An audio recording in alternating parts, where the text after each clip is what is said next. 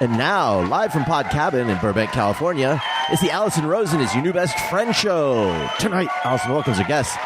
He's a man who likes his sandwiches diagonal, his capybara barbecued, and his lipstick unsmudged. It's hashtag Al. He's a producer, human petri dish, and dealer in black market hugs. It's Chef Jeff. And she's a comedian and cosmic elevator. It's Jenna Kim Jones. Tone Zone is here to give a speech that's full of dog whistles because it's a speech for dogs and he wants them to come listen. I'm her husband Daniel saying hop on board the love bus and say hello to your new best friend, Allison Rosen. Allison is your new best friend. Allison, with her good times never end. Allison Rosen, doing the wavy pencil dance again.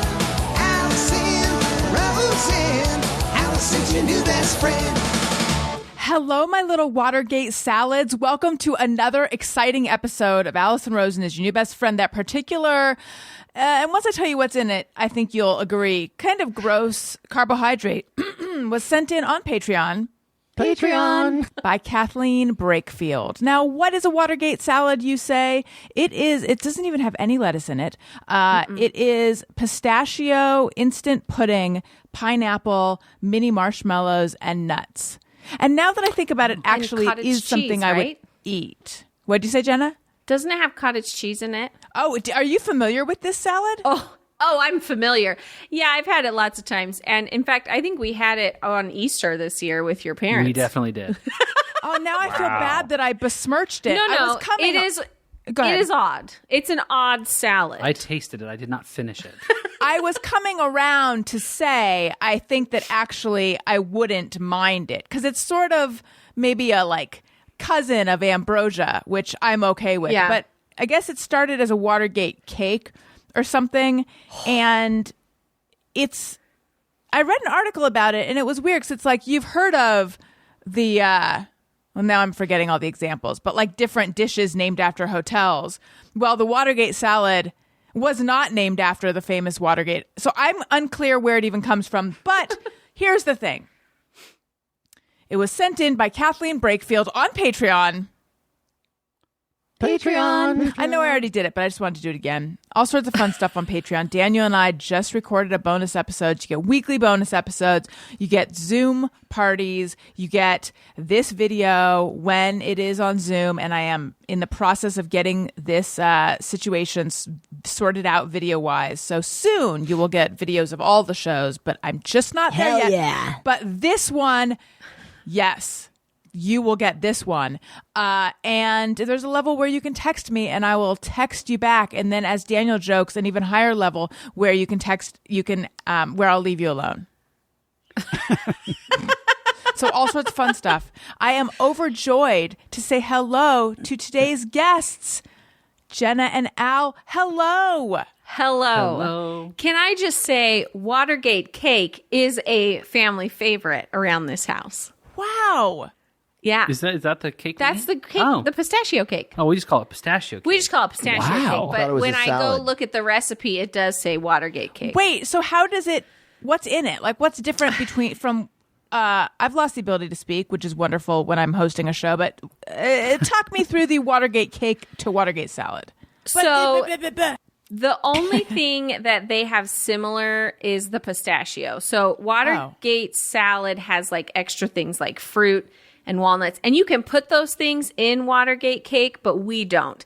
But we do. It's the easiest recipe. It's a white cake mix with pistachio pudding, Sprite instead of water. Whoa. Wait, Eggs, oil, cook it up or mix it up, add some, we like to do semi-sweet chocolate chips, put it in the oven, and then the frosting is just pistachio pudding and Cool Whip and milk whipped together, slap it on top. Kids love it.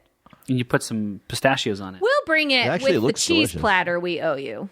Yes, you promised to bring in. I want hot from the RV cheese and a pistachio cake. Done. Please. Done. Chef Jeff, hello. Welcome. It's so nice to see you. Podcast boner. Thank you. I'm excited to be here. I know you have some stuff to talk about, so we're going to get into that. Daniel Quantz, hello. What's up? Daniel is wearing mirrored sunglasses. This started because he went to the eye doctor today. I don't mean to Cool as fuck. I don't mean to undermine your cool guy image, but he went to the eye doctor today and his eyes were dilated and they put like little plugs in his tear ducts or something. It's cooler than that. Eye doctor professor bitch. Yeah, you did see an eye doctor bitch today, even though you liked her. Oh, yeah. Are you talking in a lower register to match your mirrored sunglasses? Listen, What's happening? everything you said is just about the coolest shit anybody who's listening has ever heard. So I got nothing to add. I got prescribed. Get ready, progressive lenses. Ooh.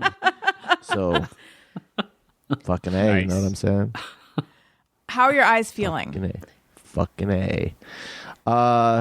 They're finally not super dilated, but still a little bit dilated.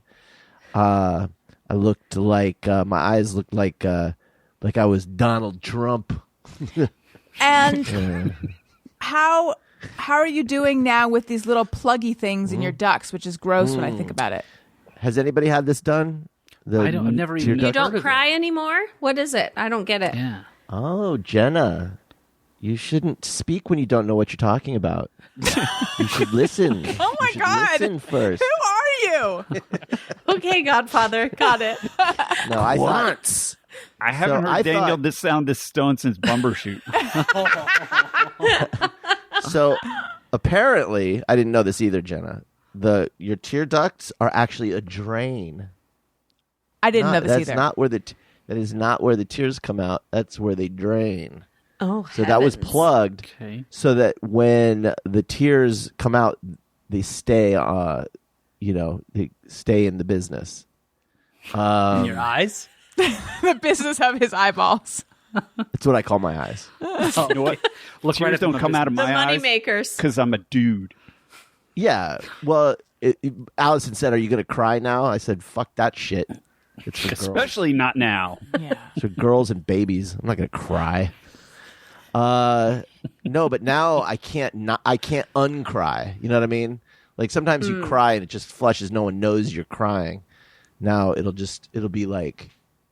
It'd be like a cartoon where the tears start to pile up on your lids and then like fall out. I can't Or wait like for one you of those to cry. like gonna imagine mess a up Mickey that Mouse eyeliner. cartoon. Imagine a Mickey Mouse cartoon where the sink is where the bathtub, like Goofy forgot to turn the faucet off. That'll be my eyes. Yeah. Well, Anyway, it fucking hurt. She said it wasn't gonna hurt. Oof. But I think she thought that the numbing drops hadn't worn off yet. That I'd gotten earlier, but they had. I guess And- what do they use to plug them? Is it like a baby bathtub Like the plug, or is it just tiniest? like a piece of wax? So there's like a little plug with a tiny little chain. And the chain that's like no. Oh, it's so cute. It's like a very small. I don't know what it's made out of. I think it's silicone. Probably silicone. It's like it's basically like a small tube, I think, or a small rod. And she had like these little tweezers, and it felt like someone was sticking a Plug up your eyeball. Yeah, it did. It felt like someone was plugging my tear duct. And then did you have the sensation that you wanted to get it out? Or that you wanted to Not kill yourself. immediately. No, no. But hours later, I have a habit of, because you get like crust in the middle of your wiping eyes. your Sometimes eyes. you gotta like get that out. Except that's right where it is. So I'm like putting pressure on it, and it's like, and then it feels like I have a splinter in my tear duct. Oh, Fun. gross. And they did this on purpose? Yeah, she This all offered to sounds like waterboard something me, you and I shouldn't chose want. this instead.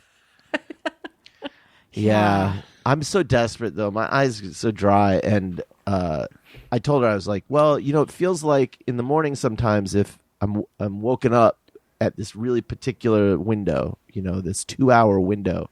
It feels like someone has just taken sandpaper on my eye. It hurts. And she's like, yeah, that's because your eyelid is sticking to your eye, and when it opens, it's ripping off a layer of skin. This is not a body horror podcast.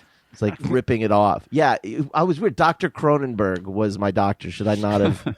Okay, Daniel, I'm glad your eyes are feeling better, although now everyone here feels worse. I need to say hello to Tony Thaxton. Hello, welcome back. Hello. I have things to say about this eye situation because I can identify. I was waiting to be introduced, though, before I spoke. Thank you. I appreciate your civility. He's like a podcast vampire. He can't enter your home until you invite him in. Until you've invited. Yes. Yeah. Real fast. What is up with that rule? Is that who invented the rule that vampires can't enter unless they're invited in? Because my exposure to victim blame culture. What'd you say? It's victim blaming culture, honey. It's just like, hey, Grant, you invited him in. I guess so. You invited him in. It's your own fault. But really, I encountered it on that show True Blood, but I'd never heard of it before that. But it seems like everyone knows. Seems like a contrivance for writers, but sorry, Tony, go ahead. Yes. All right, Tony. You've been invited in. Well, what I wanted to say was I did know this about the tear ducts because my right eye, I have a blocked tear duct in this eye. So this eye waters a lot. And it has been that way for a very long time. And when I was in first grade, I had surgery on this eye and had a tube put in this eye to try and fix it. It actually ended up not working. And in my first grade photo, my school picture, the tube literally came out of my eye and went up my nose. Oh my God! It's tiny. It was basically like it looked like a piece of string. Like it's not big at all, but I literally had a big white piece of tape on my nose to help hold it down in my first grade picture. So, poor little Tony. Was that traumatic for you to have surgery when you were in first grade? A little bit, but also I had a lot of problems as a kid. I was in the hospital a lot, actually. I didn't know. I had just lots of asthma and allergy issues, but then also ear and eye problems too, like tubes in my ears and my eyes, and so I wasn't unfamiliar with the hospital as a kid. Wow. It must have been hard on your folks. This is about me right now. That is a very parent thing to say, Daniel. I know. I always think of things now as like, oh my God, if that happened to Elliot or Owen. Mm-hmm. Always. Yeah. So you're kind of half Daniel, Tony, seeing that you have one plugged duct. Speaking of... Sorry. All I was just gonna say is, wait. So why was 40 years later? It's still messed up. I tried to check in years ago. I went to an eye doctor again to see if anything could be done about it, and apparently there's just something extra weird going on with my right eye, to the point that this eye doctor actually wanted to. She asked if I minded if she took photos so that she could show them to, because it was such a weird so scenario. Unique. No. Wow. Not a good sign. Yeah. Not a good sign. Yeah. No. You never want the doctor some more. Will that help? You never want the doctor to be like, "Hey, come in here." Yeah. Can you get the students? Yeah. Can you get the students in here? Wow, I thought this was only in the textbooks. Yeah. So, I mean, at the end of the day, it sucks, but at the end of the day, it could be much worse. It just means I have a watery eye all the time. I've never noticed, but now I totally worse will. The cold weather makes it happen a lot worse. So is it weird for you to hear about someone who wants that? Like, after having tried to get rid of it? Because I feel like I've never been involved in a tear duct conversation that I didn't start. We give the people what they want, you know? So speaking of children, Jenna, you are 3.5 weeks away from Well, by having... the time this comes out, less. I'm like 2.5 weeks away by the time y'all are listening. Wow. So you were induced with your first two, right? Yes. I was induced with Sam after 10 days of being overcooked. Uh-huh. I was induced with Dylan on my due date because I begged. And then this one, unless it comes early, which I've had some action, there have been contractions. I'm a little bit dilated. Ooh. So stuff is happening. But because I have no hope that I will actually go into labor, I'll probably get induced right around my due date. That's exciting, though, that your body's starting to get ready. Are you guys all ready? This is a terrible question. This is like asking someone who graduated, like, oh, so what are you going to do now? But anyway, are you all ready? We finally bought a car seat. And because we threw away our other one, it was so disgusting. And so this kid gets a brand new one. And we got a bassinet. And we got... I put the crib together. He finally. put the crib Nice. together. And then I have a few ones. We're ready. Sure. I think that's like, you get to like the third and you're like, they'll be fine. Kids are resilient. And you don't have anything. I finally bought some bottles too, but the thing is, I bought these things, but I haven't unpackaged them or washed them or done all the things you're supposed to do. So, whatevs. It'll It'll get there. work out. It'll be fine. Yeah. It'll be fine. Do you have a changing table set up? Yes, we kept the one from Dylan, so we have that one still. Nothing matches this child. Like, nothing is cute. Someone asked me the other day, because they said, oh, I want to get you a little something. What's your theme and colors for this baby? Oh, boy. And I was like, survive and... What color is hand-me-down? Hand-me-down color? We have just... Theme and colors. Yeah, apparently that's a thing people do now. Like, We just like pirates and just make it a orange. hot orange. And what are your patterns and textures? Oh, yeah, no. You didn't have a theme with Sam or Dylan, did you? No. No. We are. what does that I'm even like mean? the least. It's like literally like I had a friend who did like safari and light green and Khaki. Whatever, yeah, whatever the color exactly. of- And then I know Safari someone who clothes. had triplets, and each kid was a different animal. Oh, boy. And then based off of that, they each Sounds had like a color. Instagram. I don't Yeah, like it. This is like when we were Wait. planning our wedding, I was asked what my favorite flower is. And I was like, was I supposed to have one? Because I don't. This is this times Exactly. 1,000.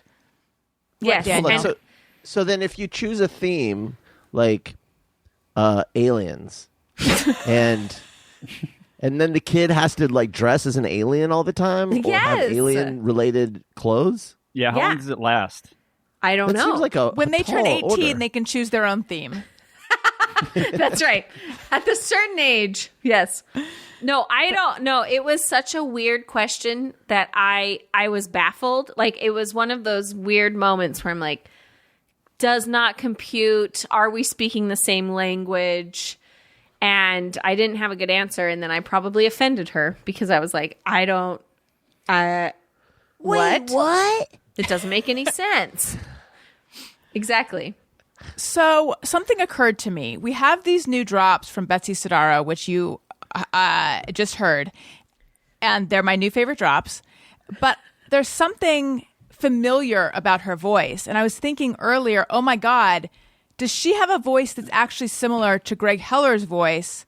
And I think we need to have a drop comparison or a drop off. The California raisins are so cool. You don't want to Google how to wash a baby's dong. Oh, shit. Really? That's so nice. Oh! Wait, what? That's cool, bro. That's the way shit goes down. Hell yeah. Boner sandwich. That's it. That's all I got. They are. Just do one of those again. Hell Check yeah. the turt. They are really similar. They are similar. Definitely. I like men who look young and are hairless Hell yeah. and nubile. Just nubile is the best word. We got to get the two of them. I wonder if he knows that his voice is some. I'm sure he knows who she is. We got to get them. Did Betsy grow up in California? Is she a California She is girl? from Colorado, I believe. Oh, that doesn't. Yeah, that That doesn't. sounds right. That's the California of the Midwest. That's what everyone says. I'm hypnagogic. California of the Midwest. I mean, Kind of it is. kind of is. Yeah, that Kind of actually is. makes sense. Yeah. See? Not everything's a joke, you guys. So I have a question. Look, I have a lot of stuff written down. I have a lot of stuff I want to get to. There's no way we're going to get to all of it, but I do have a question for everyone here. Do you guys have a budget? Hell yeah. Because Daniel and I... That's Al. Did you see Al perk up? The light is back in his eyes. Budget. Hello. So Elliot just started preschool, and it is very early in the morning, and it's as if I do suddenly have to go somewhere early in the morning. I have to go to his school, but it's as if I have started school again or something. It's like I'm very stressed about getting up in time, and he only needs to bring 3 things to school. He needs to bring a snack, he needs to bring water, and he needs to bring extra masks. But I am You feel like you're back in school. I'm afraid that I'm going to forget one of these things. But anyway, that's a separate point. The point is Elliot has started preschool. Cut that check this morning. Owen will be starting. So it's like we're looking. So, I'm just trying to keep in mind, okay, so we've got their preschool tuition and then the other things. And then, let's just. And Daniel and I were saying, I think Daniel was saying it more, but I was agreeing, like, we should just make a budget. So it's like written down so we know here's our expenses every month. And so we can kind of forecast and figure out stuff. And if Al was nodding any more violently, his head, he would get whiplash. He would. It's kind of surprising that we haven't done this. We did. We did at one point. We just. It's been a while. The way we operate is like whenever there's a major shift, and this has only happened once. Okay, all right, but we're gonna do it again. So now it's a pattern. So it's what we do. When there's a major shift, like we're going to be incurring some new expenses or whatever. I create a budget just so we know we're within the budget. Just so we have a sense of it. We're not like rigidly like. When was the last shift? When you got laid off? I think when we bought the house. Oh, okay. Speak it, dog. Daniel is not currently laid off, but he did get laid off some years ago. And that created some panic for me, but he was real cool about it, like the cool guy he is. And then he just like quickly got a job and it was all fine. And I thought I really cool didn't as to fuck to worry like that. That was a lucky scenario for me. Yeah, it was. Okay, so Al and Jenna. Yes. Tell me about your budget. I can do the numbers. Here's What do you the think scenario. about budgets, Jenna? Budgets come up regularly in our house. Al has to basically catch me in a good mood, tie me down, tape my eyes open, and then talk me through the budget. It's a lot of me like walking in, shuffling papers, and going like, "Since I have you, if you anyway, I know we talked about that food thing, but anyway, while I've got your attention, could we look really quick at line item 4?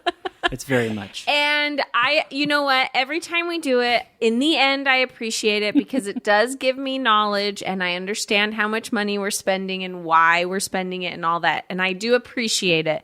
But I have to say that my initial reaction to having to go through the budget is always very stabby. Get out of here. So, yes, we have a budget, but I don't think it's like we're not we have a general sense. Mm-hmm. It's not like a very thorough, I mean, for him it is, but for me it's like I've seen it, I have a general sense of it. I'll have you know, it is thorough.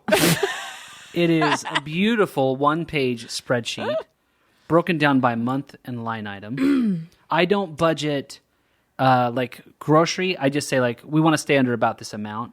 So I don't go like every week $80, you know, or like whatever. No. So I don't get down to that detail, but I actually went back for a full year of expenses and said like, oh, this is what we spend on like mosquito service, bug service. The annual thing hits in March, and I like broke down all the random Every expenses. expense, yeah. What are we saving? So yeah, I have it all down on a spreadsheet. It's a beautiful thing. It really is beautiful. And I should appreciate it. Yeah. And so then when you spend money, are you like tracking it in No. QuickBooks or something like that? No. No, we do not. No. Yeah, we don't track it. I pay all the bills. I mean, Yeah. we have a joint, like we do everything together, but I'm the one who like worries about it and pays it. You're the me. Yeah. Except Yeah, you're way more organized than I am.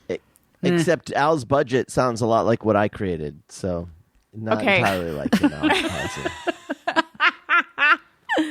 I don't know. I don't know that you want it to be too. I don't like it to be regimented. very rigid and Yeah. regimented. I like having the flexibility in spending, like splurging. Sure. But mine is more of a I don't want to get out over my skis. Right. So a lot of our budget is just going like, oh, we have this much extra each month. We're good, like within reason. This is Right. fine. Right.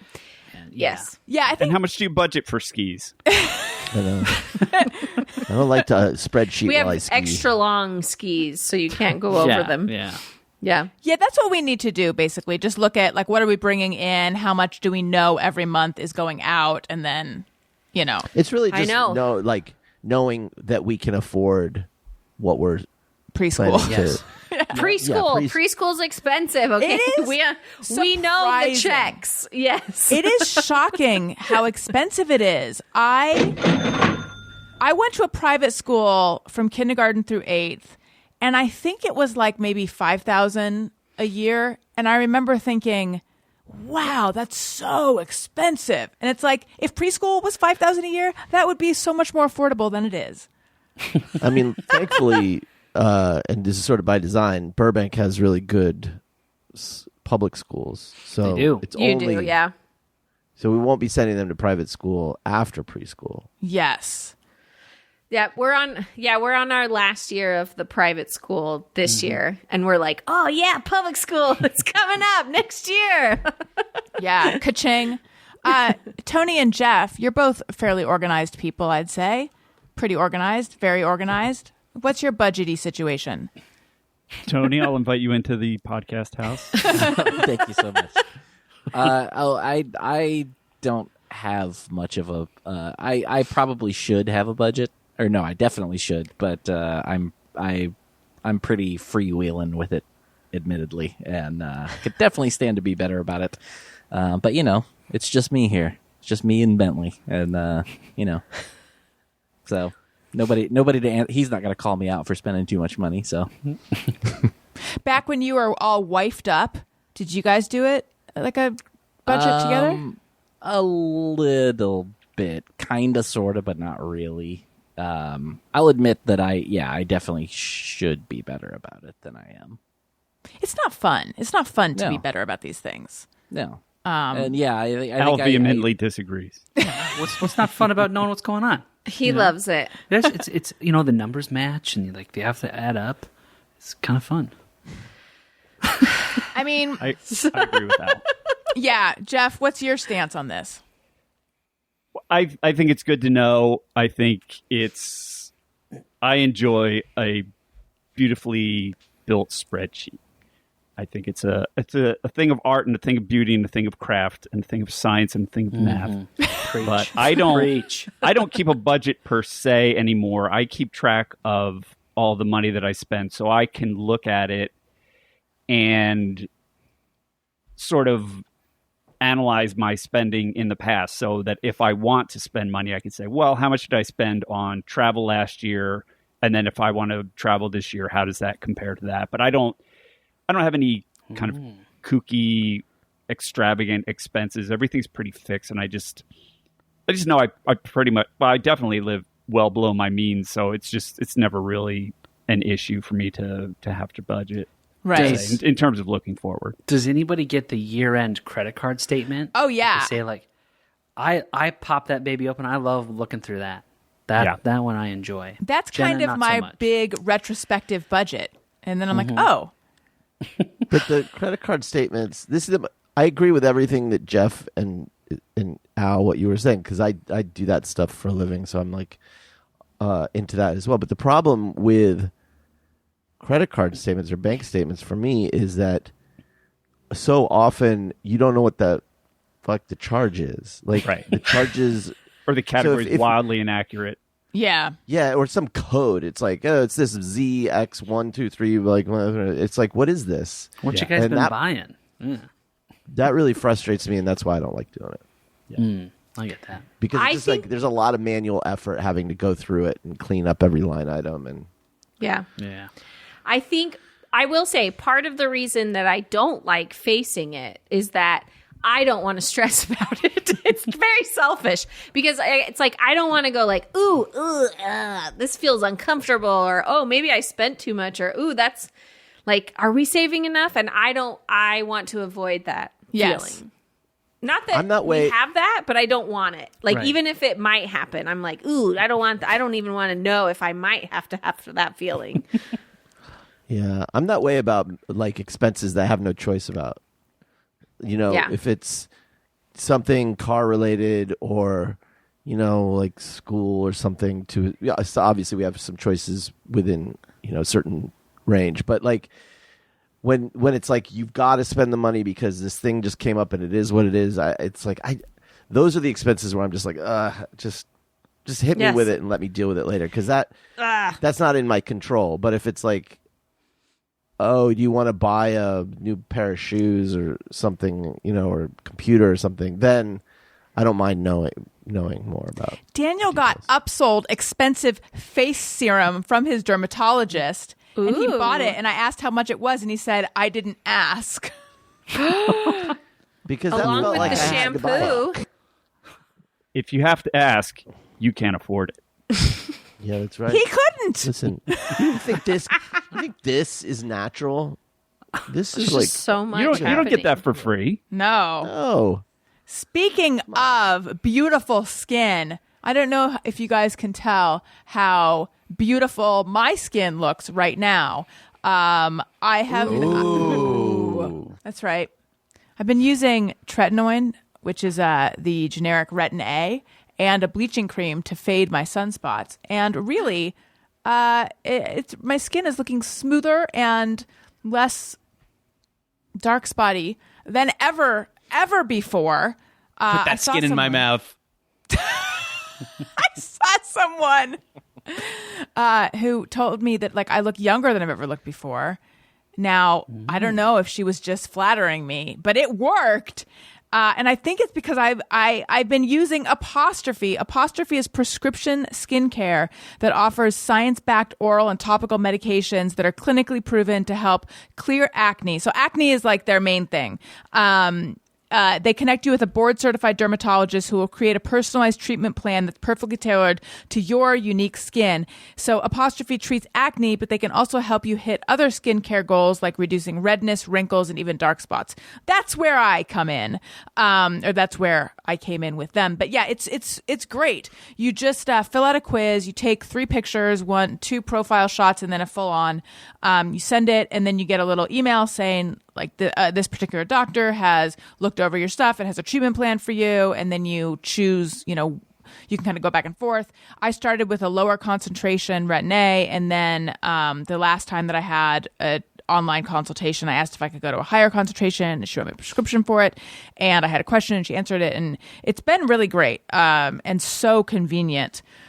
So we have a special deal for our audience. Save $15 off your first visit with a board-certified dermatologist at apostrophe.com/bestfriend when you use our code BESTFRIEND. The code is only available to our listeners. To get started, just go to apostrophe.com/bestfriend and click Begin Visit, then use our code BESTFRIEND at sign up, and you'll get $15 off your dermatology visit. That's apostrophe, APOSTROPHE.com/bestfriend, and use that code BESTFRIEND to get your dermatology visit and save $15. And we thank Apostrophe for sponsoring the podcast. I also want to tell you about Figs, super comfortable, super stylish scrubs.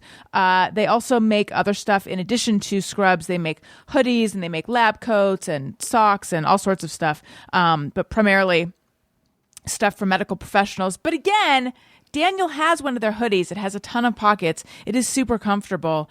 Figs are ridiculously soft and engineered with athletic apparel functionality, innovative, comfortable, and supremely functional. Every set is made with technical comfort to blend design, comfort, and performance. So Figs makes modern scrubs with a focus on design, function, and comfort. Their proprietary Fion X fabric is really soft with 4-way stretch, moisture-wicking, anti-wrinkle, and Silvator antimicrobial technology that inhibits odor-producing microbes and increases durability. I still feel like maybe I messed up in not ordering a lab coat with my name on it. How cool would that be? I could still go back and do it. I think I will. If you're one of the awesome humans who works in healthcare, Figs wants you to wear the scrubs you deserve and enjoy 15% off your first order. And if you're not working on the front lines, thank someone who is with the best scrubs in the world. Figs will give you 15% off too. Use code BESTFRIEND15 at checkout. Head to wearfigs, wearfigs.com, and enter my code BESTFRIEND15 at checkout. That's wearfigs.com. BESTFRIEND15 at checkout. Get ready to love your scrubs. That's a good deal. Okay. So much to talk about. I do just quickly want to update everyone because on the most recent Thursday show with Ricky Lindholm and Jordan Morris, I said something that I've said before, which is I don't believe umami is a real thing. And Ricky, because like we've been fine with 4 tastes. I remember in science class, we like tested mapped our tongue. We put like, lemon and coffee and all that. So we've been fine with the 4 tastes. Is that the right word? 4 tastes? I think so. Yeah, I think so. Yeah. Okay, Yeah. thank you. We've been fine. We don't need a 5th one. And it just sounds like BS. So, Ricky was like, no, scientists have found the taste buds that are the receptors for umami. And for some reason, it just happened to hit me in a way where I was open to it. Most days I wasn't, but on this day I was. And then a listener wrote in and said scientists have isolated umami. You know, that accent seasoning in the store, that is umami. So I bought, and I remember accent. I remember the commercials from 100 years ago. It would be food that was black and white, and then they would sprinkle accent on it, and it would turn to color. And so we bought It's a little MSG. Yeah, it's monosodium glutamate. And by the way, there were all these stories about how monosodium glutamate gives you a headache, but then those were disproven. But it really fell out of favor. Did you just light a fake cigarette? I don't know what you're talking about. Oh my God, Daniel, you're so cool. So anyway, we bought Cool accent. as fuck. We bought accent, and Daniel and I both tasted it last night. If this was in person, we could have done a really weird snack chat. But it does have, I just assumed it had like no flavor and somehow reacted with the food to give it flavor. But it does have like a specific flavor. It's like what Phil Rosenthal said on my show. It's something that's savory without being salty. So I guess I'm now an umami believer. I couldn't even figure out what it tasted like, though. It didn't even seem like it had a taste. Vaguely salty, but not salty, right? Okay, Did well, you pour it on anything, or did you just like pour it right on your tongue? I licked my finger and then dipped it in. But then I did, I had a delicious treat of cabbage. And I did, just like Snuffleupagus, and I did I sprinkled a little bit on the cabbage. And Snapchat.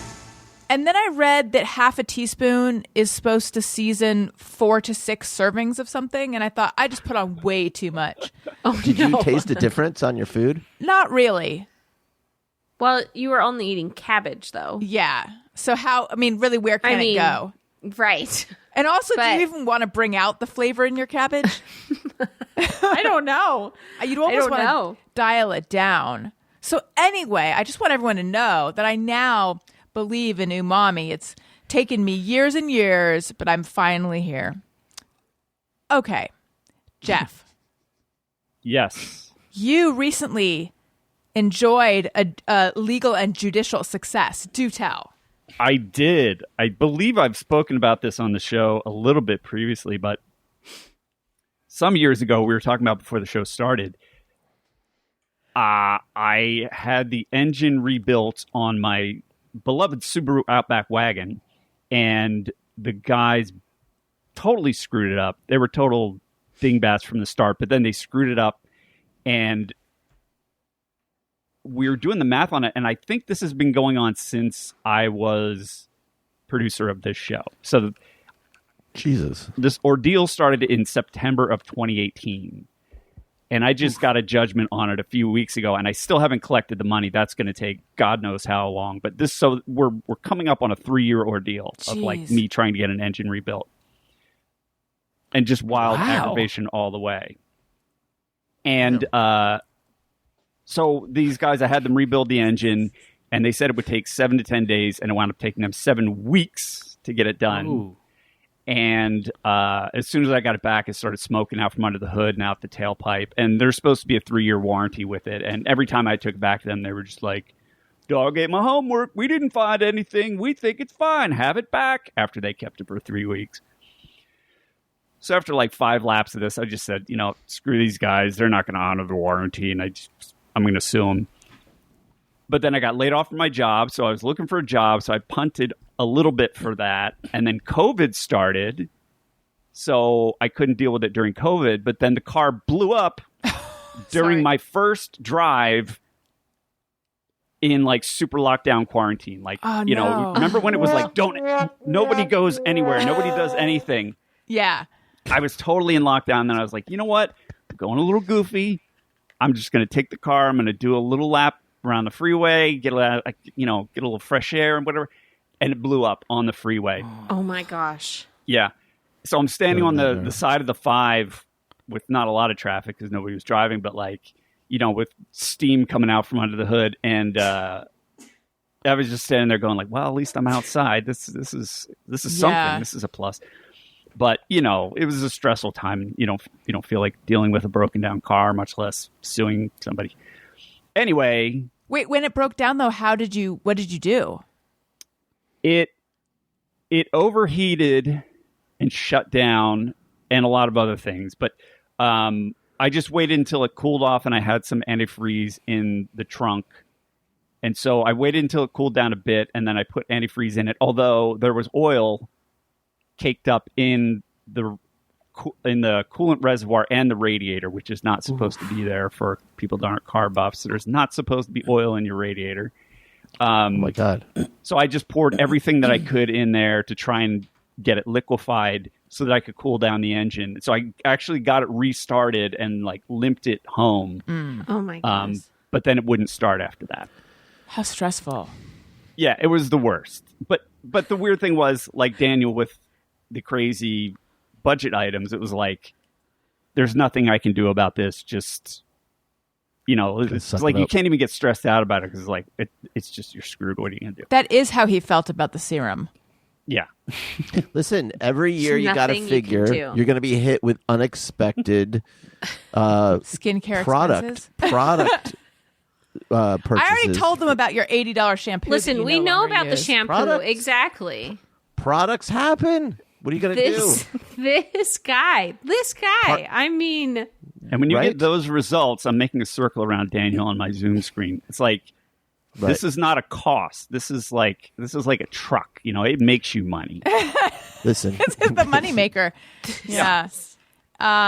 Okay, so go ahead, Jeff. So anyway, I wound up having to sue them, and there's a whole process with that. Like, you can't just sue somebody. You have to do all this, like they can be total dicks, but you as the suer, as the plaintiff, a legal expression, you have to do everything perfectly right. Like, you have to get all the paperwork and they could just be total dicks every step of the way, but you as the plaintiff, if you don't dot the I and cross the T on the right form and give it to the right person, it's like, boom, you're fired, rejected, start over again.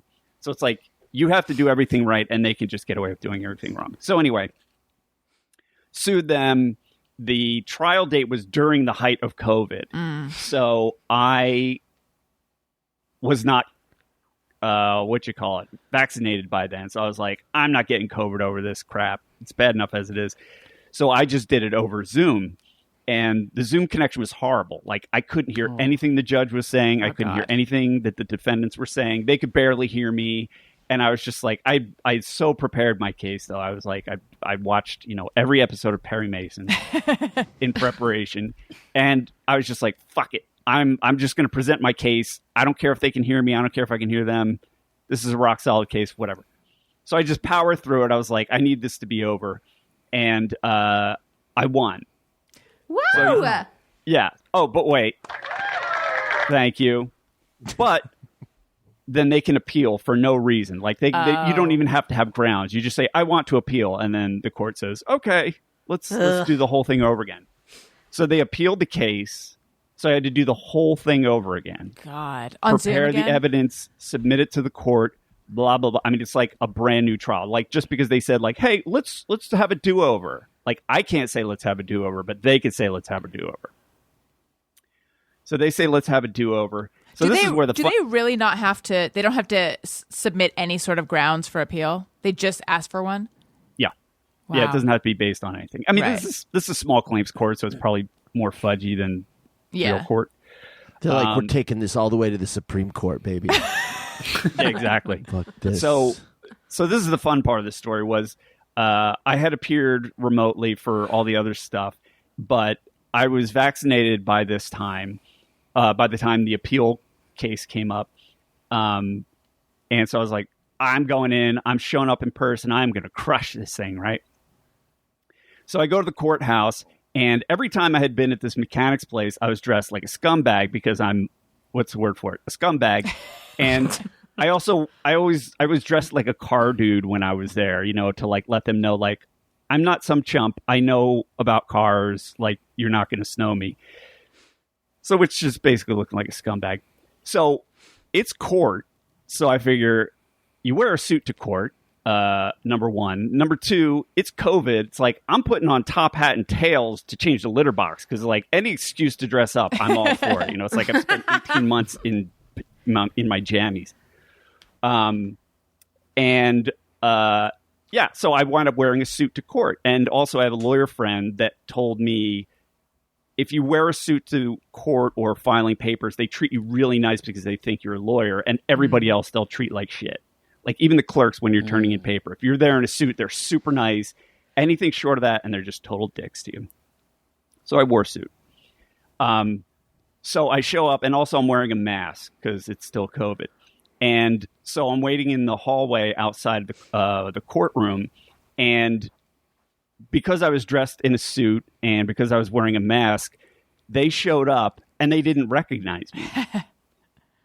So the defendants are sitting there literally 2 people away from me talking about me and discussing their strategy. Oh, wow. Because they thought I was a lawyer. And I even had like a little computer bag, and it was like I literally looked like every other lawyer in the place. And like the only people wearing suits were the lawyers. Like, you wouldn't believe what people were wearing to court. I mean, people were just dressed like they were going to wash their car. I mean, it was unbelievable. And a woman that was with the defendant in my case, she was like their accountant or something. She was wearing these fuzzy boots that looked like something out of Star Wars. Like, she looked like an Ewok. And then, like, it was just crazy. But anyway, so they're standing there discussing their case and talking about me openly right in front of me, like an arm's length away from me. Wow. Yeah, and I was really nervous, but then once they started doing that, I was like, oh, I'm going to win. And so we went to check in for the case, and our case was last because it was an appeal case. And so they said, Jeffrey Fox versus company that I'll name later. And so I let them walk up first, and then I walked up behind them, and they said, oh, which part are you? And they said, we're fill in the blank engine company. And they said, where's Jeffrey Fox? And they said, oh, he's not here. He's going to appear remotely.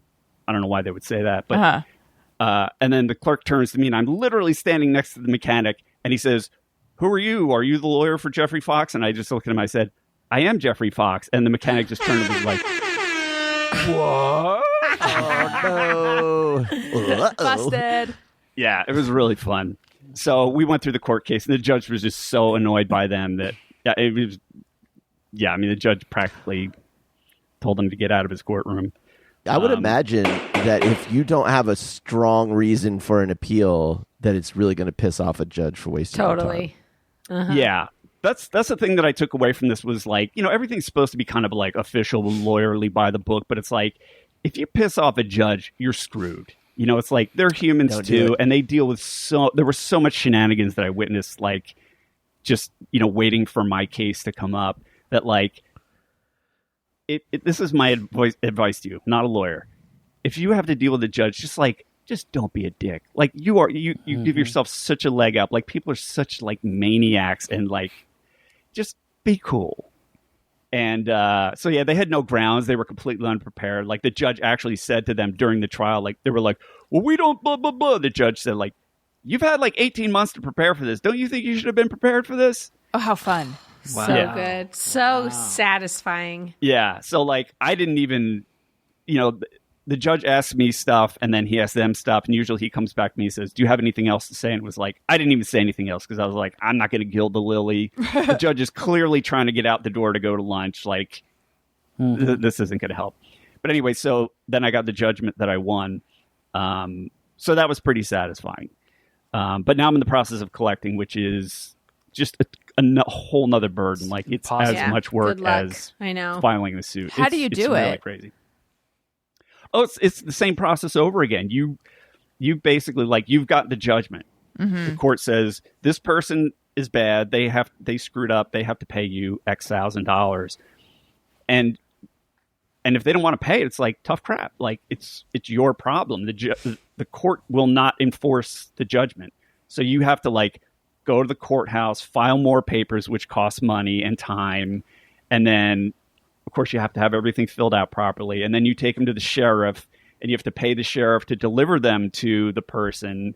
And then it's just this whole process and just the burden of like time and expenses completely on the plaintiff. It's just a total joke. This sounds like a real nightmare, but congratulations. Jenna, Thank do you have experience with this?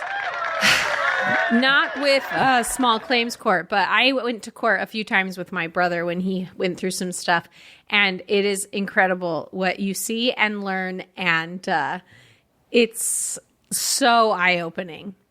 But I agree with the judge thing. Like, if you mess with the judge, they get annoyed because it's like they can see through so much, too. Yeah. Like, when people are faking or lying or, they've just seen it all. And so I've seen judges just be so frustrated. Yeah. Yeah. Yeah, they've heard everything. And it's like everything. You're not fooling them. Like if you're in there and you're like, I'm going to snow job this guy, and the person that you're in there against has their paperwork prepared, you're dead. Yeah, you're done. Exactly. Yeah. Jeff, when you heard them talking about you in front of you, how did that make you feel? Oh, it made me feel very confident. I mean, it was wildly amusing. Like I had to actively prevent myself from snickering, but it gave me unbelievable confidence because, first of all, they just sounded like total maniacs. Like they had no plan for what their case was going to be or how they were going to present it or whatever. But I also heard them say, "We've only been sued 5 times this year. That's pretty good." Yeah, and I thought, what? I've been in business myself for decades, and I've been sued 0 times. Yeah. I wonder if the difficulty of suing and collecting, like, make it, kind of incentivize prohibitive. Or don't disincentivize fraudsters. You know what I mean? Yeah. Totally. Oh, absolutely. Because so with my case, depending on how you want to slice the judgment, it's like somewhere between $3,400 and $5,000 was at stake, right? So on the low end, it's like $3,400. Take into account all the time and grief that I have into it, plus like the sunk cost that I am not going to get back in any way whatsoever. And it's like, I'm out maybe $600 or more in hard costs that are unrecoverable. So my point being that like, I did it because it was the right thing to do, and I didn't want to let them get away with it. But you can absolutely make the argument that it's not worth it financially to do it. I don't know how you would walk away from something like this, but the argument can really be made that, like, that is the smart thing to do. Like, financially, this doesn't make any sense. And small claims court is easy and it's simple relative to regular court, but it's still a huge pain in the ass. So, yeah, I can see a lot of people that have a great case and it's like, it should be, judged in their favor, but there's no way you would take it on. It's just too much grief. And it's like, I work for myself. I don't have kids. I have flexibility. I know how to work a computer. It's like I've worked at companies that do legal services. So it's like I have a leg up, and it was a complete pain in the ass. Like, if you had a family and stuff to take care of and a 9-to-5 job where you couldn't get on the phone, it's like there's no way you could access this kind of justice. Had you asked them for your money back? Yes, you have to. So that's the first thing you have to do is to send them a demand letter. So you have to send them a registered letter saying, blah, blah, blah, this is what's going on with the case, and I hereby officially request for you to give me my money back. And if you don't do that, I think you cannot sue someone. Like, you have to do all of this, like, due diligence ahead of time. Like, you have to do everything perfect and give them, like, 10 bites at the apple to make it straight. It's such a pain in the balls. That's also a legal term. Congratulations. Thank you. Again, it does sound like a humongous pain in the ass, but I'm happy that you won. If I get my judgment, I'm buying everybody mini bikes. What I took away from this really is the wear a suit thing. Yeah, for sure. If I ever have to go to court, I'm wearing a suit. Yeah, dress nice. I mean, it's an excuse to, it's like, hey, I'm going to the fucking prom. I'm leaving the house. Woo, look at me. Listen, I want to tell you guys about a podcast that some people that I really like do, and I think you're going to love it. And it is called The Sloppy Boys, and it's from our pals Jeff Dutton, Tim Kalpakis, and Mike Hanford, who are also in a kick-ass rock band called The Sloppy Boys. And their show is about cocktails. Each week they drink and discuss a cocktail recognized by the International Bartenders Association. They also have a great Patreon where patrons, as they call them, get access to the Sloppy Boys Blowout, a weekly bonus episode where the guys will talk about music, movies, TV shows, or honestly anything they damn well please. And you don't have to be a drinker to enjoy it. They're just having fun, and you'll have a blast listening. So check it out for a funny, boozy, wild time. The Sloppy Boys podcast is on Spotify, Apple, or anywhere you get your podcasts. So they've all been on my show. Tim Kalpakis, who is a frequent guest on the Thursday show, they're all hilarious. His Twitter account, his alter ego is Linda Underwear, and I cannot get enough of Linda. The best. The best. And so on the most recent Patreon bonus episode that Daniel and I did, I was sharing that I'm looking for a name for our Patreon bonus episodes. Patreon. Jeff had suggested Bonersode a long time ago. I do like that. Wow. But I'm looking for something that's like, something that's like, like Sloppy Boys have the Sloppy Boys blowout. Or the blowout. The boys, what do they call it? Sloppy Boys blowout? I just said it. Yeah, the blowout. Yeah. And Doughboys have the Doughboys double. I need like my version of that. The BFF. It's the forever version. The best friend. Spilling the tea. Spilling the tea. Yeah. I was thinking like something like a spinoff of Friendship. More Best Friends, though, is kind of what the Thursday show internally is referred to as. But then Daniel and I were like, what if I veered totally against the like sweet, cute image? Because I feel like maybe people like stuff that's tough. And then, Daniel, you want to share what we finally arrived at? No, I think it's better if you say it. Okay. It's eat a dick, go fuck yourself. Wow. That's Daniel helped you come up with that one. Yeah. But here's the thing. We were joking. I mean, we're not really going to call it that. We were joking around about that. And we just thought it was so funny. And so when the episode aired over the weekend, I was like, here it comes. Everyone's going to just be so delighted by this. I have not received one positive comment about that being a potential name. I can't imagine. Really? Not one person thinks it's funny. Eat a big old bag of dicks. Eat a big old bag of dicks. Eat a big old bag of dicks. Eat a bag of dicks. like, suck it, bitch. It's almost like people don't want to be told that. I know. It's weird. I mean, we had just a string of similarly feisty names, and no one liked any of them. So maybe we won't go in that direction. The people have spoken. The people have not spoken, Or not spoken. which You maybe could, is like- them speaking. You could like split the difference. So like, Allison Rosen is your new best friend versus that horrible monstrosity that you just did. It'd just be like, Allison Rosen is a big pain in your ass. Ooh. Like that's kind of like a middle thing. What are you trying to say, Jeff? It's a little too I'm real. saying that's Getting a split the little too difference real. between like the nice and you know, it's like that's the gas tank on half. Allison Rosen annoys Daniel, and now you too. Listen, let's do an iTunes comment of the week, which Daniel has. Allison wants your iTunes comments. Allison wants them, yes she does. Please leave her some iTunes comments and don't forget to click 5 stars.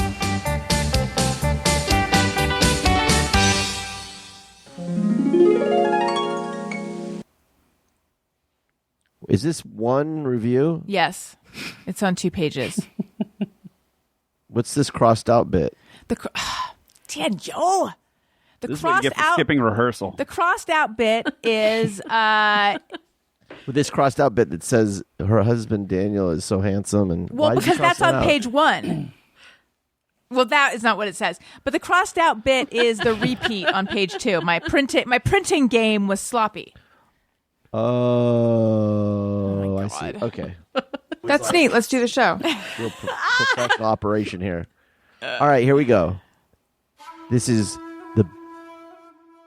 the best podcast by Hope Helper. This is my favorite podcast. Super great and funny segments. Great music for segments. I have been an active listener for about 5 years. I love Allison and love each of the Thursday show members. She's cultivated quite a hilarious crew of amazing regulars who constantly make me laugh. Her husband Daniel is a hoot. I love that even when it's people who have never met before. I'm sorry, I've got to take these off. I can barely read. I'm not reading slow for effect. I'm reading slow. I love that. Maybe Even I when shouldn't it's have people, given this to the guy who went to the eye doctor today. That was a Hey. mistake. Hey. Eyes dilated. Hey, Yes, honey. easy. All right.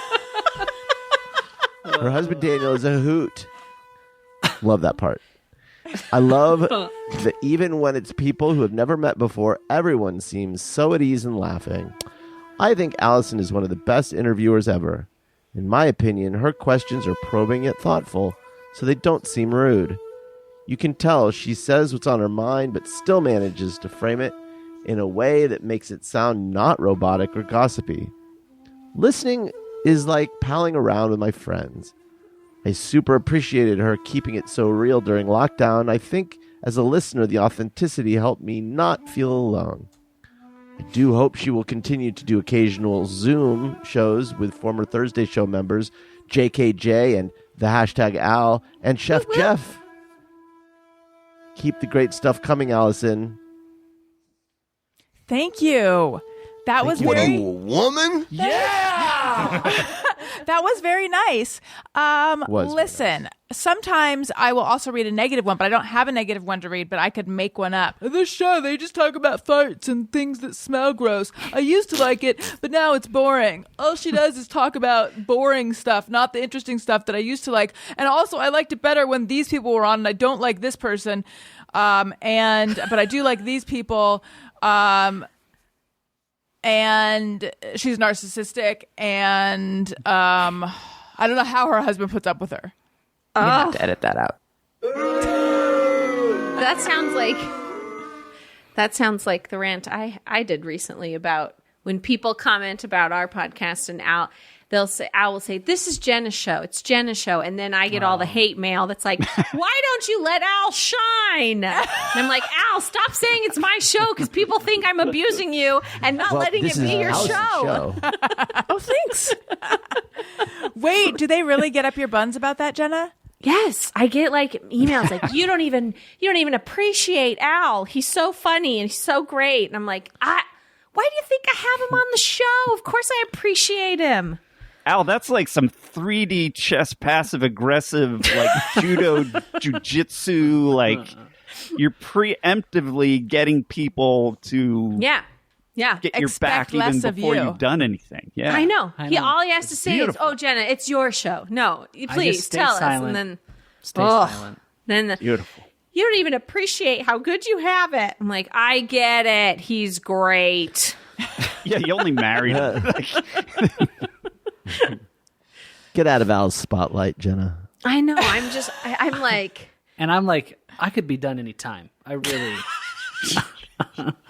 Anyway, it works. he's the Ashley It's Simpson fun. living in the shadow. My dream. Jenna has made more of my dreams come true than any other. Oh, here we go. Person or thing in my life. Wow. Okay, no one offered to take me to America's Funniest Videos to meet Tom Bergeron, but you made it happen. Well, actually, I You. feel like it was like Allison, and it was a combined effort was for a- all of us. yeah. Yeah.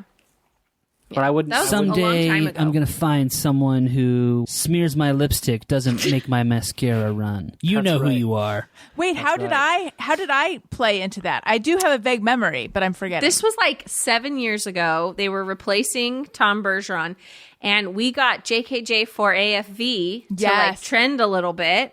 And then AFV was like, send us an audition. And we put together this great audition. You're in it. I remember. And they invited us to the show. Yeah. Then I knew I wasn't going to get the gig because I was definitely not who they were looking for. But But It was still Larry awesome. King had to read that teleprompter, and he's like, "When I always loved Jenna Kim Jones, she's a great host. She would be okay. Like, oh, it's the best. And he's like, "There, I It's the said best. it." Now can we take a break? that is Yeah, it hilarious. was really good. It was great.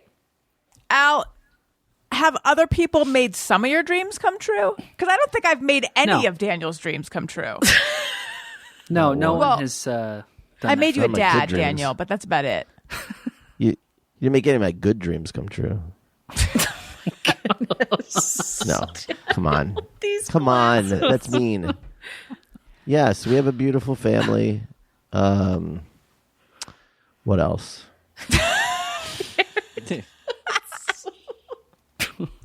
That's what I'm saying. You wanted to go to U2. I didn't do anything. I didn't help you.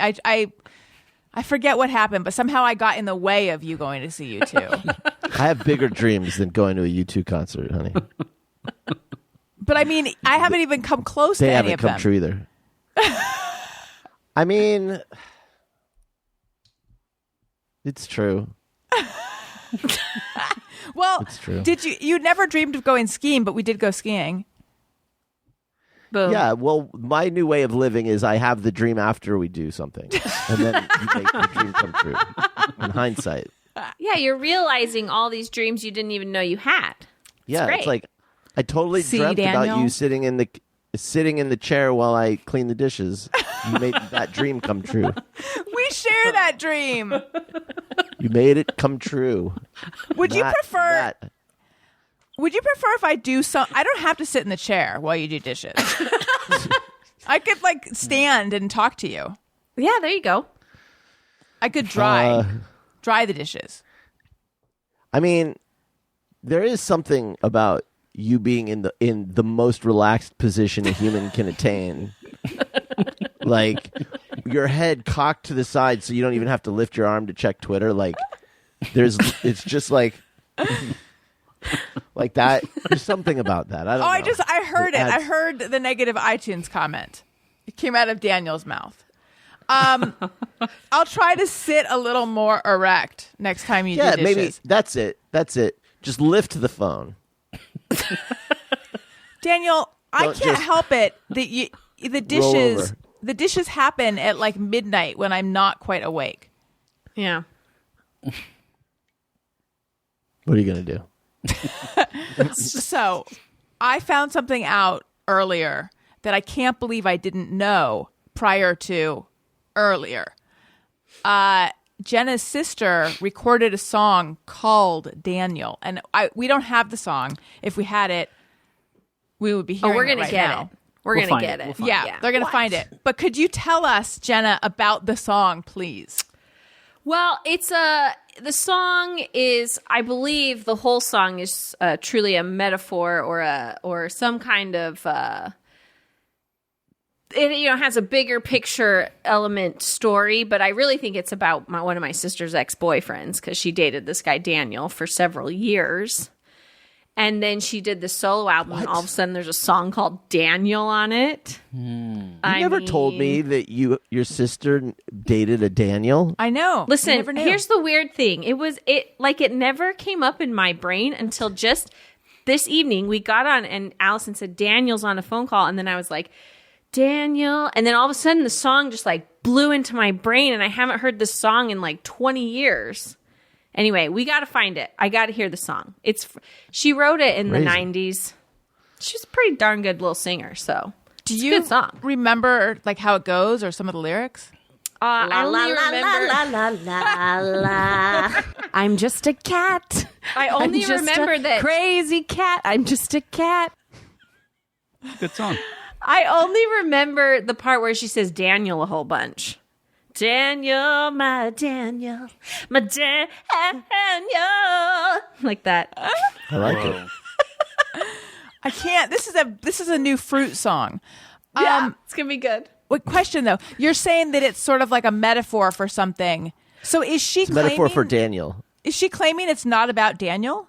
Well, honestly, I need to talk to her about it because we haven't talked about the song in forever. I'm assuming in my, I was probably 10, 11 when she's singing this song. So in my mind, I'm like, oh, this is a song about Daniel. But I think she sort of alludes to other Daniels, like maybe in the Bible, maybe I forgot. It's a like biblical Daniel name. in the lion's den, and then also maybe some other Daniels. Like Dan Quayle. it's kind of like a song about Daniel. Potato. Daniel. the Daniel has traditionally throughout art history and songwriting has been used as a symbol for heroin use. Oh, for real? When people sing about Daniel. Oh my goodness! So I don't know. Maybe I am 99% sure my sister would not have known that. Well, maybe I don't know. Maybe she would. I think he made this up. Are you making this up? He's just making it up. That's I classic believe Daniel. everything. I believe everything, Daniel. My Daniel. Wait, what is the Daniel in the Bible story? Daniel in the lion's den. He gets put in the What's lion's the den, Daniel but doesn't in the die. Bible story? What? I don't think everyone knows. It's one of the big. It's a one big of the one. big stories. Well, Yeah. I don't. I am unfamiliar with. Okay, hang on, Tony. Do you know what the Daniel in the lion's den story is? No, that's what. Yeah, I just chimed. Yeah, I don't. Come on, you guys. I This know isn't like next to no Samson's Bible wife. stories. Jeff, do you know? I know of it, but I forget the No, actually, I do know it. Of course, you know. That's the same book with the guy. What's his name?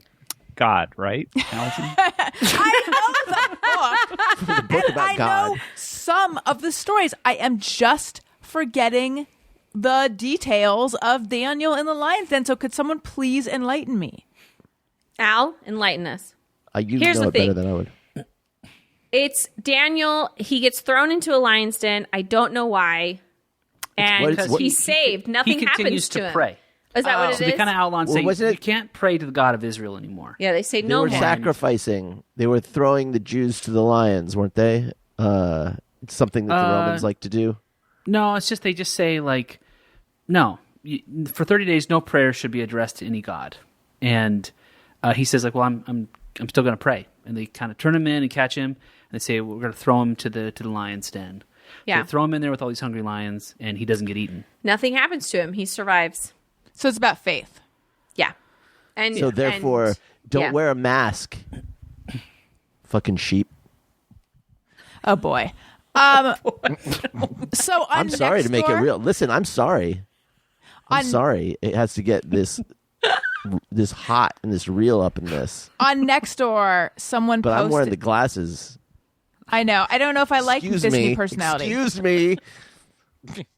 What is happening? The plug in Daniel's eye is plugging up all his rage. You need to pop those out. I'm hot over here. Sorry, go ahead, Allison. On next, did your duct just pop? On Nextdoor, someone posted that she believes in natural cures, and she learned this from her grandma, or she is a grandma or something. But like, you take a teaspoon of garlic and you swallow it, and then drink some water and eat a soda cracker, and that'll keep you healthy. Yeah. And all of these people, I mean, it's like a hot post on Nextdoor. So many people are like, just right on. I love this. I love natural cures. Food is our medicine. Blah, blah, blah. I mean, just all these like pro natural medicine, specifically garlic, anti-medicine. Like I hope Big Pharma sees what's going on in this thread. Like, I don't think Big Pharma lives in this part of Burbank, but I really wanted to write like, oh wow, do you think it works better than the COVID vaccine? But I didn't, because I was like, you're just fucking with people. That's not something I think I don't think of myself as someone who does that, A. And B, I'm probably just going to get sucked into a conversation that's going to annoy me anyway. Like, this is it'll be a total waste of time. But it was really hard for me not to write something. I'm no longer going to be Lean Cuisine's bitch. You know what? Fuck it. I should be able to say whatever I want. And if I hurt someone's feelings, fuck them. I'm sorry, but do you know what's in that? Okay, but I have heard about the garlic thing, never done it, but the people I know who have done it, you got to sacrifice, because you'll smell. Everybody around you is not eating whole cloves of garlic. You're going to be the friend who's got a little bit of an odor. A lot of an odor. Yeah, it's funny. It's like a lot. It was just a hot thread, and no one even mentioned the odor or anything like that. Just some people were like, you got to crush it up because that releases the something or others. Yeah, and then take it, and then drink water, but definitely eat one soda cracker afterwards. That really, that's new. That must maybe they've unearthed some new science on the soda cracker thing. I haven't heard that. I don't know what to teach you about riboflavin. I don't know what the soda cracker apparently does, but I'm just telling you, there's a lot of people who are fully into this. It helps take away the flavor of all that garlic. This relates to a Judy Blume book I just recently read called Freckle Juice. Oh, definitely. Right? Mm-hmm. Does no one remember this book? I just read it to the girls. It's a great book. I remember the title. Yeah. The kid wanted freckles, and this girl's like, well, I've got a recipe. And he pays her like 50 cents, and she just goes like, yeah, it's a mustard and ketchup. Got to blend that up, throw some onions in there, and he drinks it and gets all sick and doesn't get any more freckles. And then she sells a recipe for like no freckle juice or anti-freckle juice. Wait, but does it work? No, she just is pranking them for money. For money, and she gets all his money, and he's like all mad about it. Yeah, and that's basically the whole book. And that's the only book. Yeah, and he's like, quit wishing you had freckles. Yeah. What was the Judy Blume book? It was like Tales of a Fourth Grade Nothing. No, like The Great Pickle or something. Or what was his name? I don't know. The Great Pickle. I don't know. We've been reading all these like chapter books to our kids now because we cannot bear to read any more like little baby books. I can't find Spot anymore. I don't care. I feel really bad for this next child coming because it's just I'm so over it. So we've been reading all these like classic kid chapter books, and it is so much fun. Nice. What other ones have you read? The Chocolate Touch. Oh, I don't know that one. So this kid just loves chocolate. Yeah. And then he wishes he eats like some special chocolate, and everything his mouth touches turns to chocolate. Ooh, cool. Oh, and it's all cool until he kisses his mom on the cheek. Oh no, does she turn to chocolate? Is it Roald Dahl? No, that one's not. Yeah. We did Sideways Stories. From Wayside School. Yeah. That one can get scared. The story in there about the raincoats and the mouse. And the rat. Yeah, that one's scary, right? They loved the first chapter is like the mean teacher that turns the kids into apples. Yeah. They thought it was so funny. I I don't know. This Yeah, one. no, it's been it's a great new phase we're in Yeah, because we're reading Charlotte's Web right now. Charlotte's Web. Oh yeah. We got some of we did a couple choose your own adventures. Those were really fun when I was a kid. I don't love them I can't as an stand adult them. now. I can't Interesting. stand How come? I don't think that the adventures are very great choices. I don't think they're as well written as and then, I like, want them to be. There's one part where like we were doing one like the underwater adventure and the guy dies and like turn back to page 4 and I'm like, no, I have to start over. Yeah, choose your own adventures were so cool. My Right? memory of them is that they were so cool. Yeah, but I think if you read one now, you'd be very disappointed. I feel Maybe like books have maybe just I gotten will. better. Yeah, I Yeah. don't know. Well, I think the whole thing was just the gimmick more than the story. Right. Right. And that's the problem. You like turn the page and you think you're going to take your kids on this great journey. And then it's like half a page and they've ended the book. You're like, what? We made all these choices and then you just end it in 3 sentences? I don't think so. So it is almost time to end the show, but I do think we should do Just Mirror Everyone. And I also want to say welcome to the new patrons. Let's do that first. Allison wants to say thank you to a couple of special people out there who signed up to be new patrons. Patreon.com/AllisonRosen. Hello and welcome Terry Wayne Clute, Conrad Bowman, Hasbo Mendoza, Jen Johnson, Dan Stark, and Stacy Ann Anderson. And Stacy Ann Anderson signed up for an annual subscription. Reminder, if you like a deal, if you sign up for an annual subscription, you get 2 months free. So it's 12 months for the price of 10. I also want to remind you guys I'm an Amazon influencer. I keep it on the down low, but that's right.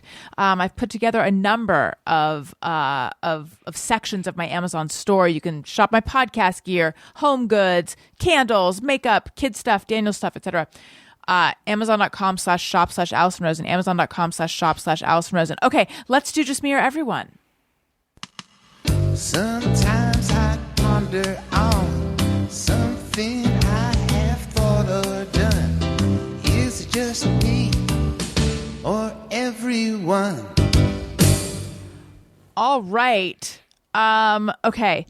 Melissa is a socialist, says, just me or everyone. When someone tells you about their dreams, my only thoughts are 1, I don't care, and 2, thank God I never remember my dreams. Dreaming sounds terrifying.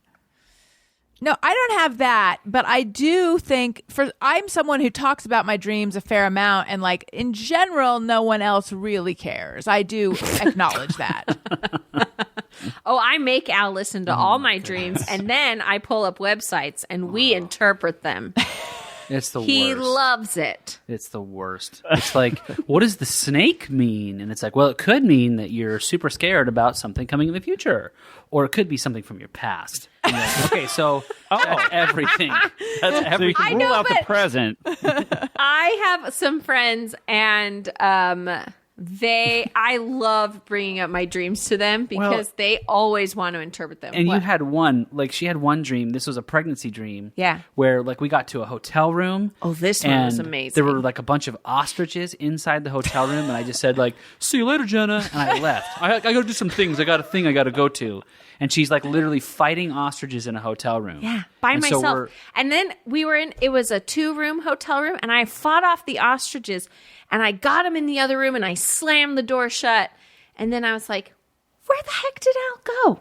I just had to fight a whole circus of ostriches. So instead of just like, what's the significance of my teeth falling out? It's like, you're searching what does hand-to-hand combat of an ostrich mean? Honestly, and there's stuff about there's stuff about it, so it's a sense. thing. They clearly has happened to other people. What does it mean? I don't I'm looking at the remember dream now, interpretation site right here. It says ostriches is usually heroin use. Heroin. So It's Daniel, my Daniel. I don't know what's going on over there. So what do ostriches mean? Oh, it was just all garbage. Do you remember? No, I don't. I think because it it's was garbage. like, I'm scared for upcoming changes. You're gonna have to do something on your own or something. Yeah, it was like, We're like, Oh, I don't know. hiding and running away from the truth. It's one of the rarer dreams. Shocker. It's like, Ooh, okay. It's like a collectible. Yeah. Horoscopes hear these descriptions and say, that's a little vague. So anyway, are you guys bored yet? No, I actually Like, yeah, love right? hearing about Jenna's dreams. Have you had more dreams where Al cheats on you? Oh, tons more. Yeah. No, it's been horrible. He's been awful to me. There's been dreams. There was one recently where he was just not talking to me, like just hanging around me, but wouldn't say a word. I was mad about that one. For a couple days. Yeah. You're going to get negative iTunes reviews about what a jerk you are to Al in your dreams. Yeah. Look at this. Okay. A dream about catching ostriches. You can have, there's so many interpretations. Running away from, running beside, catching one, Fighting in a hunting hotel one. room. That's attacking you. This means you need to be careful when communicating with people. Maybe we had been in another dream fight, and then the ostrich thing happened. I don't know. There's seems like it makes so sense. many interpretations. I'm like, okay, ostriches are a thing people dream about. I've never had an ostrich in my dream, I don't think. No. Well, write in. Tell us, everyone. Tell us about your ostrich dreams, because Yeah. I would love to hear. My dreams are shockingly obtuse. Like, there's no subtext to mine. Like, mine have the subtlety of, like, a first-year film student's black and white film. Like if I'm afraid that I'm going to crash my car, I'll have a dream that I'm crashing my car. Like, there's no layers to it. There's no layers to that onion. It is what it is. It's so Engine boring. smoking everywhere. Yeah, exactly. Yeah, I have had some dreams where it's like I wake up and I'm getting ready for like totally like there's nothing surreal about the dream at all. Yeah. And then I'm like, what's happening? What happened to my subconscious? Did it just give up? Yeah. Jeff, you had a JMO, did you not? I do. I actually came up with one finally. Just mirror everyone. The idea that you can't eat two similar things in a concurrent time period, whether it's in the same day, lunch, dinner, or lunch from one day to lunch to the next day. So like someone saying, oh, I can't have Thai food for dinner. I had Thai food for lunch. Just mirror everyone. Not an issue. Yeah. This is I'm made with up. you. It's not an issue for people in Thailand. Exactly. You know what they call Thai food in Thailand? Food. Yep. Food. Well, you guys know, I variety is not the spice of my life. In fact, my liking to do the same thing repeatedly is kind of has ruined Daniel's life. But yeah, if I had something for lunch, I have no problem having it the similar thing for dinner or 2 days in a row or whatever.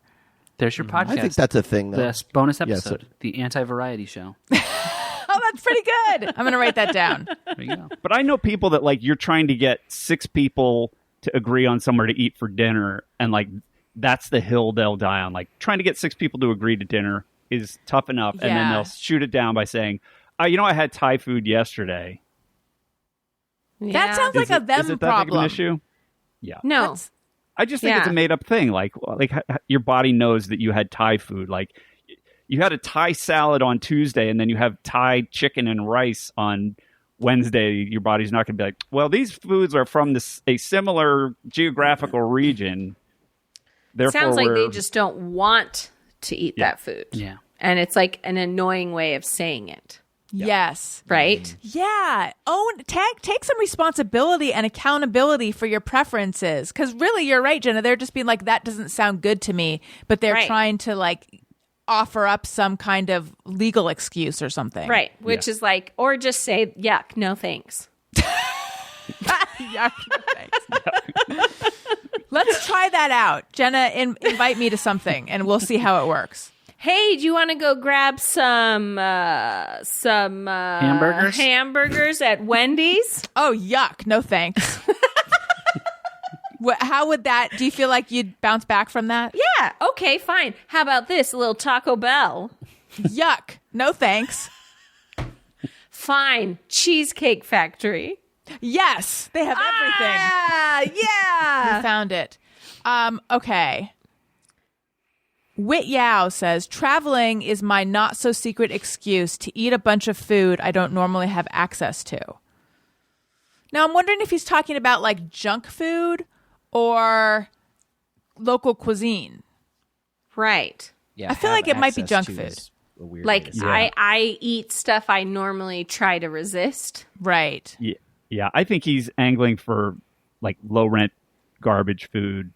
Because if it was local cuisine, that's sort of a fun thing about travel. And that's right. a thing to be excited about. This is like, I'm on a road trip. I guess I have to eat a bag of Hostess donuts. Yeah. Yes. You know? I or guess I will whatever have it is. Funyuns for breakfast. Right. Right. Which I can relate to. So. Where are you guys with? I feel like this has come up before, but I'm remembering a road trip that I went on with my friend Johanna, and we bought a bag of licorice all sorts at the gas station, and I was like mindlessly eating them, and I remember she's like, "Oh, you ate all of them," and I felt so fat and ashamed. But it's true. I had really gone to town on the licorice all sorts. How do you guys feel about licorice all sorts? Do you know what they are? Did you have diarrhea later? No. No? My body handled it well. Wow. I was made for licorice all sorts. No kidding. Oh, I've never seen these before. Yeah, I don't know what they are. Oh, it's like it's like a licorice variety of grandma candy. Yes. Think of like the most old-fashioned candy you can think of. Made of licorice, sugar, coconut, aniseed, jelly, fruit flavorings, it's black and licorice gelatin. and a whole bunch of other. It's pink. It's blue. It's got it'll be like a cube, and it's got 3 different layers, and it's like a pink layer, a black licorice layer, a yellow layer. So that's one, and then there'll be one that's like a round blue, like a blue round Are they candy with hard a licorice candies? center. No, they're not hard. They're squishy. chewy. Yeah. Oh. I personally don't like them, but I know if you eat too many of them, oftentimes you can really. I didn't know that. Have a bathroom Black situation. licorice is a natural laxative. I think. Yeah.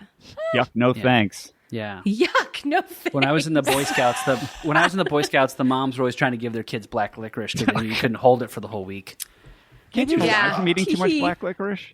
Man, I really dodged a bullet. Yes, I think you can. No. Daniel, maybe we should give Owen black licorice. Seriously. Although I think it's probably too Prunes. intense Prunes. for a baby. Yeah. Also, we could just give him like other stuff that he actually will enjoy ingesting as opposed to black licorice. More black licorice, all sorts for me. You guys, this was so much fun. Thank you so much. Jenna, I'm so excited for this baby to arrive. How are you feeling? I am done. Let's have a baby. Please. I can't wait. I'm at the point of like, I don't even care how painful it is. Let's do it. Are you going to have an epidural though? Oh, for sure. Yeah. Yeah. As long as there's time. My fear is what if, because this is my third and things are happening already, that I do go into labor, or if my water breaks at home, we have an hour drive to the hospital. Oh, wow. Wow. And every time they broke my water in the hospital before, I had the baby in less than 2 hours. So my fear is that my water breaks at home. By the time we get to the hospital, it's too late. I've done the baby thing naturally. There's no epidural. So we'll see what happens. Oh my gosh, that would stress me scary. I'm a little nervous, but excited. Is the Alan Jenna podcast sponsored by WeatherTech car mats? It's about to It be. will be. It's about to be. I know. I haven't even packed a bag or anything. I've got a but- bunch of drop cloths ready. Do you? Yeah. It's Good. going to be a noisy ride for multiple Al's got a bunch of tarps from Harbor Freight in the trunk of the car. That's right. Is there a doctor closer to you? Like, or do you have to drive that far when you have your checkups? There's a place I go. It's Yeah. like half an hour away, but the hospital It's is where they an hour. prefer to deliver. Yeah. Right. But we can, I mean, if they say, like, listen, if you're going to, like, if it's happening, there's one 15 minutes down the road. Go to Okay. that one. Yeah, but that's not the one they want us to go Yeah, to. there's one they prefer. So the one we're supposed to go to is an hour away. We're gonna go for it. Oh, we'll if be it's in fine. the middle of the night, no big deal. We'll be fine. It's just if it's like 7:30 in the morning, it's a little more I risky. got a horn I can honk, and I'll Yeah. go on the side. Yeah, did you get the Starsky and Hutch magnetic light that you just reach out the window and plop on the roof of your car? Yeah. Exactly. My brother's in law enforcement. I'll see if I can get some, Oh, sure. some spare Yeah. lights. There you go. Yeah. Figure out what's allowed. Okay, we really are out of time, but just real fast, I just have to know, how's the new house? Oh, a journey.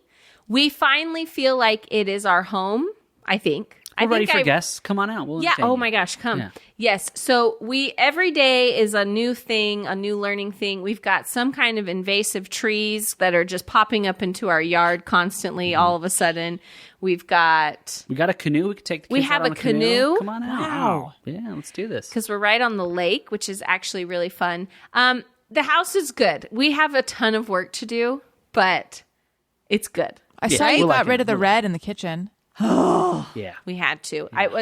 That felt like a purge, like a cleanse. Like I couldn't live with the red anymore. It was this wall used to be bright red too. Yeah, this wall behind us, this got repainted too. Yeah. So we've done things like that that I go like, now it feels like it's our house. Yeah. And we're not living in some other stranger's weird decisions, you know? Wait, and how do you change that? Repaint. I'm not a stranger. Well, listen, if you like what you're hearing, please make sure you're subscribed or following or whatever they call it in the app that you listen. And please leave us a nice comment on iTunes. 5 stars, please. Listen to Childish. Follow me on social media at Allison Rosen. I'm on Cameo as well. Jenna and Al, where do we find you? What should we look out for? Oh my goodness. Check out our podcast called Couple Friends, where you can hear so much more from Al, which is what everybody wants. It is now, we used to be a daily short podcast, and we are back to once a week for an hour. So join us every Tuesday for a fun, happy, exciting episode of the show. Go to couplefriendspodcast.com to learn more about that. And then follow my social media at Jenna Kim Jones. Nice. Al? Yeah, Al, what about you? If you enjoy someone who tweets quarterly or biannually, at the hashtag ad. Jeff? You can find me at Colonel Jeff Fox on Facebook, and also I just edited an episode of Bubble. Oh, yeah. For the lovely Jordan Morris, a live episode that they recorded at SF Sketchfest with a bunch of surprise, fancy comedian people. And it was a lot of fun, and I did a lot of sound design on it. I really went ape on it. So download that episode. It'll be available by the time you hear this, and listen with headphones. It was a lot of fun. Nice. And Daniel? You can find me at Twitter and Instagram at Daniel Quantz. And Tony? Twitter and Instagram at Tony Thaxton. And my podcast, Bizarre Albums, every Tuesday. Wonderful. Thank you guys so much. This was so much fun. Listeners, thank you for listening. I love you. You matter. Goodbye. Hey, do you know about the Allison Rosen Show? We had a good time, but now we gotta go.